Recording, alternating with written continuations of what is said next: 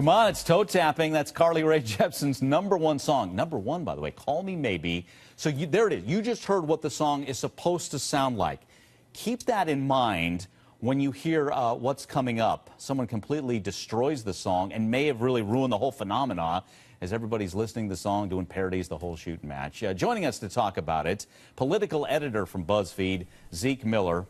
Well, Zeke, let's get right to it, as we're going to watch Colin Powell here just mangle this song. And let's throw to it. We'll get your take on it and how this ruins this whole thing. Because when you talk about the song Call Me Maybe, I mean, everybody's doing the parody, Justin Bieber, Selena Gomez. But here's Colin Powell. This is during a commercial break on CBS this morning. Let's listen.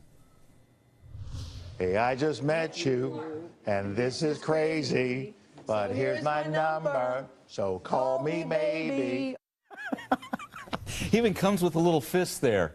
Give me your take on that rendition, Zeke. Well, I mean, it really is the death of the Call Me Maybe meme. I mean, we've seen covers from everybody on YouTube.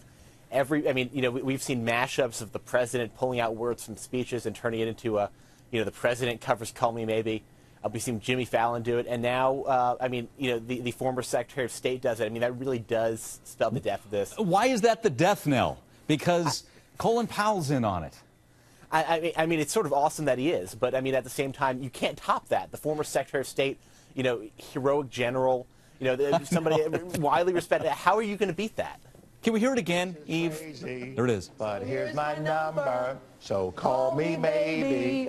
Charlie was a lot. Hey, I just met you, and this is crazy, but here's my number, so call me maybe. Love it. All right, we've had our fun. Motion. It's all right, hand motion also. There it is. Yeah, you got to love it. Doesn't get any better than that. Hey, let's talk about, and we mentioned this just before the break, some of the pictures creating quite a buzz. We're talking about President Obama, Mitt Romney. Let's start with the president.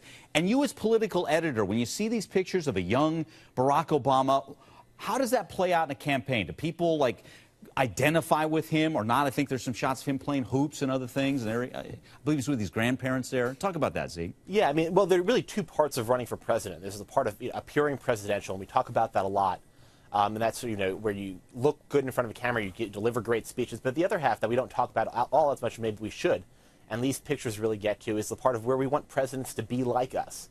We want them to be relatable. And we see the president, we see Mitt Romney, doing things as kids that we've done, playing basketball and things like that. I mean, we've all done that. It's relatable, and that, right. We want our president to be like. And let's show some of the pictures of Mitt Romney. We always want a handicap. Do you see, as people look at a young Mitt Romney or young Barack Obama, do either connect any better with a voter when you see these shots? I mean, of course, some of these photos of the president are a bit more dynamic and engaged. I mean, it really gets to the personality of the person, who's having their photo taken. I mean, Mitt Romney, we've known for decades, has been the same, this very clean-cut guy in public. In a lot of these photos, wearing sweaters and the like. He's a very polished consultant type, and that's his public image going back to when he was at Harvard. Got it. Okay. BuzzFeed political editor Zeke Miller, thanks for playing with Colin Powell and also the photos of President Obama and Mitt Romney. Good seeing you. Thanks again so much.